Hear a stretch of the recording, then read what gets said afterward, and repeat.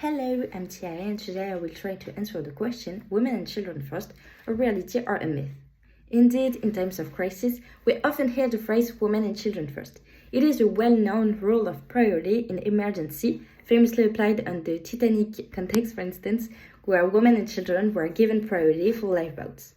However, when we look at real-life situation, the truth is that women and children are actually the first to suffer and die in conflicts and natural disasters. Last semester, in my course on security risk and uncertainty, we explored how different populations are affected by crisis. One text that particularly caught my attention was by Andrew Abbey, who analyzed the disproportionate impact of flood on women and children from a feminist perspective. His study revealed an alarming fact. In major flood disaster, women and children die in significantly higher numbers than men. But why? The issue raises an essential question. If we know that women and children are more vulnerable in disaster and conflict, why don't governments take more preventive measures to protect them? And beyond women and children first, a reality or a myth? Today, in 2025, the question is more relevant than ever. The wars in Sudan, the Democratic Republic of the Congo, and Palestine have shown us once again that women and children are not just victims of circumstances, but targets of violence, mass killings, and systematic rape used as weapons of war. The promise of protecting them remains a myth, one that the world continues to ignore. When women and children, the primary victims of disasters and wars. When a disaster strikes or a war breaks out, women and children are at the higher risk. Why?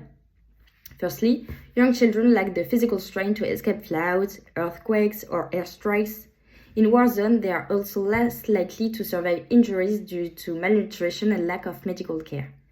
Also, studies show that in many countries, girls are less likely to be taught how to swim or learn survival skills compared to boys.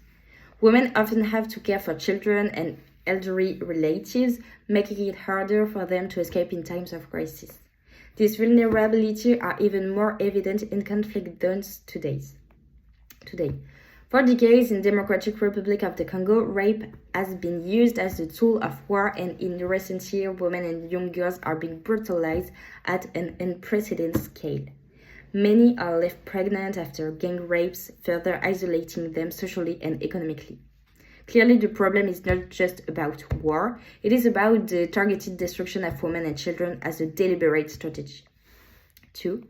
Why are women more at risk? We will see the structural and social factors. Women's vulnerability in crisis is not just accidental, it is shaped by deep-rooted structural inequalities.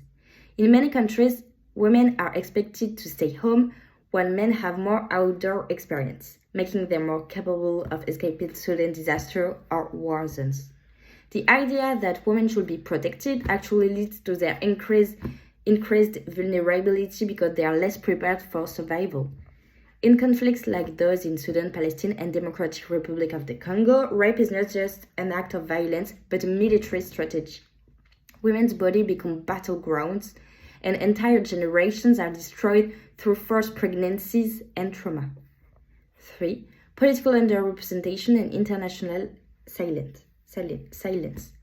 Most crisis response policies are created by men, who may not even consider the specific needs of women and children. The international community rarely intervenes effectively.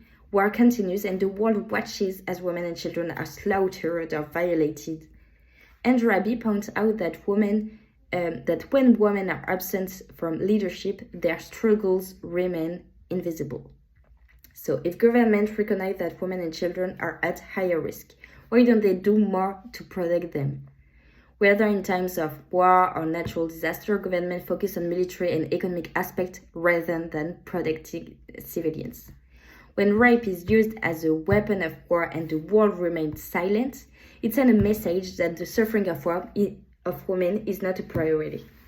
The international community fails to hold perpetrators accountable, whether it is the military in Sudan, rebel groups in the Democratic Republic of Congo, or state-led bombings in Palestine.